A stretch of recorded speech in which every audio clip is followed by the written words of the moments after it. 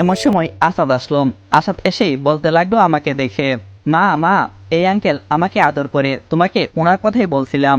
এ কথা বলতেই নীলা আমার দিকে এমনভাবে তাকালো, মনে হচ্ছে ও কিছু বলতে চাই কিন্তু বলতে পারছে না। আমি তার মুখে হাসির চাপ দেখতে পাচ্ছি, তারপর আবার কঠোর রূপ ও ধারণ করলো। আমার দিকে তাকিয়ে কথাগুলো বলল, তোমাকে না বাধা দিয়েছি অপরিচিত ফালতু লোকের কাছে না যেতে। মা, আঙ্কেল খুব ভালো, তুমি ফালতু বলছো কেন? নীলা বলল, চুপ, একদম চুপ, বেশি পাকনামি করতে যেও না। আর এই যে মিস্টার আবির, আপনি আমার ছেলের সাথে আর কখনো মিশবেন না, এই বলে দিলাম। মুহূর্তের মধ্যে মনটা খারাপ হয়ে গেল। ফালতু কি আমি নাকি তুমি? খুব বলতে ইচ্ছে করছে, নীলা কি দেখছো তুমি আমার মাঝে?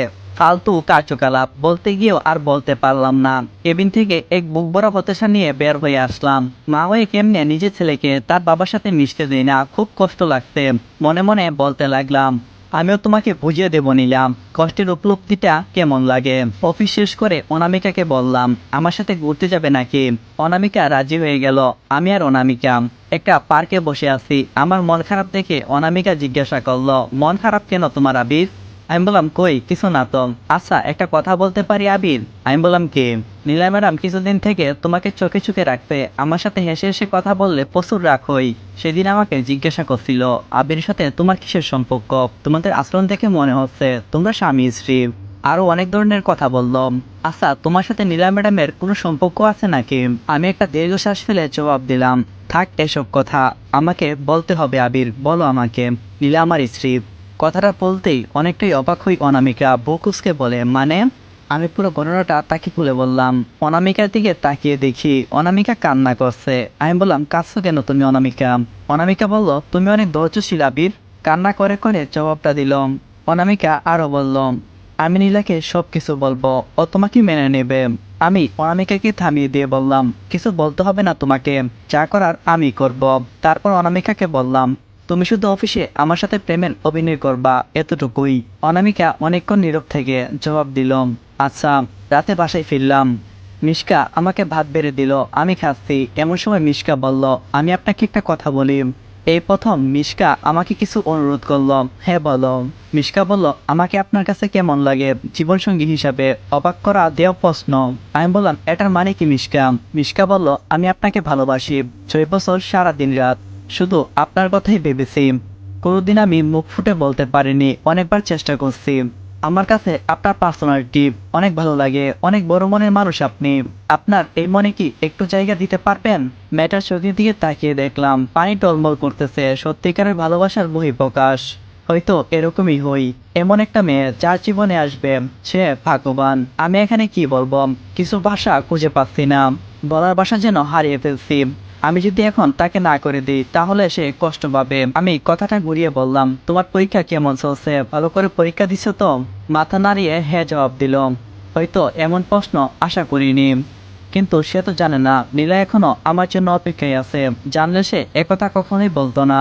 খাওয়া দাওয়া শেষ করে বিছানায় শুয়ে পড়লাম। কি করব কিছু বুঝে উঠতে পারছি না, ভাবতে ভাবতে ঘুমিয়ে পড়লাম। সকালবেলা ঘুম ভাঙলো অ্যালার্মের শব্দে। কিন্তু মিসকা আজকে আমার ঘুম ভাঙাতে আসলো না। রাস্তার টেবিলে গিয়ে দেখি নাস্তা আগে রেডি করাম। কিন্তু কিছুদিন আগে তো মিসকা নিজের হাতে প্লেটে নাস্তা বেড়ে দিত। মেয়েটার হঠাৎ এরকম পরিবর্তন কেন আসলো, এসব ভাবছি। কিন্তু আমি এসব ভাবছি কেন? না না না, এসব ভাবা যাবে না। তাহলে তো অজানা মায়া জালে আবার আটকে পড়ব। চোখের সামনে একবারের জন্য মিশকাকে দেখলাম না। অফিসের জন্য রেডি হচ্ছিলাম, এমন সময় মিশকা আমার রুমে আসলো, হাতে টিফিন বক্স আমার দিকে এগিয়ে দিয়ে বলল, এই যে আপনার দুপুরের খাবার। তাকিয়ে দেখি কেমন জানি চেহারাটা শুকিয়ে গেছে, চোখ দুটো ফুলে গেছে, মনে হয় সারা রাত কান্না করেছে। আমি আর কোনো কিছু না বলে অফিসের উদ্দেশ্যে বের হয়ে গেলাম। গিয়ে দেখি অনামিকা আর নীলা বসে বসে কাজ করছে। হাই জানো, কেমন আছো তুমি? আর তুমি এখানে কেন? চলো আমার কেবিনে চলো। নীলার দিকে তাকিয়ে দেখি রাগে লাল হয়ে গেছে, মনে হচ্ছে এখনই আমাকে চিবিয়ে খাবে। অনামিকা বলল, ও বাবু, দেখছো না আমি কাজ করতেছি, পরে যাব। নীলা বিড়বিড় করে বলছে, এত বড় একটা লোককে বাবু বলছে। আচ্ছা জানো, আমি এখন যাই। উম্মা, একটা ফ্লাইং কিস দিয়ে দিলাম, আপনারা তুলে নেবেন। কোনো কিছুই ভালো লাগছে না, তাই অফিসের ছাদে গেলাম। গিয়ে দেখি একটা ছেলে বলছি কেন, ও তো আমার ছেলে। বল নিয়ে খেলা করছে। আমাকে দেখা মাত্রই আমার কাছে আসলো। তখন আমিও বললাম, তুমি আমার কাছে আসছো কেন? তোমার আম্মু দেখলে তো তোমাকে বকা দেবে। আমার ছেলে আমাকে বলতে লাগলো আম্মু অনেক পচা, আমার সাথে অনেক রাগ করে। আমি বললাম তাই বুঝি বাবা। ছেলেকে নিয়ে ছাদে দাঁড়িয়ে আছি, এমন সময় নীলা আসলো ছেলের খোঁজে। এসেই বলতে লাগলো তোমাকে না বলছি এখানে না আসতে বাবু। আসলে কোনো আর কিছু বললো না। এই বলে ছেলেকে আমার কাছ থেকে নিয়ে যাওয়ার সময় আমি বললাম দাঁড়াও নীলা। অনেকটাই অবাক হলো আমার কথা শুনে। এই সন্তান কার? নীলা বলল আমার স্বামী। কেন, আপনার কি হয়েছে? আমি বললাম তা তোমার স্বামীকে আমি জানতে পারবো? নীলা বলল আপনাকে জানতে কে বলছে? আপনাকে জানতে হবে না, অবশ্যই আপনার চরিত্র আমি খুব ভালো করেই জানি।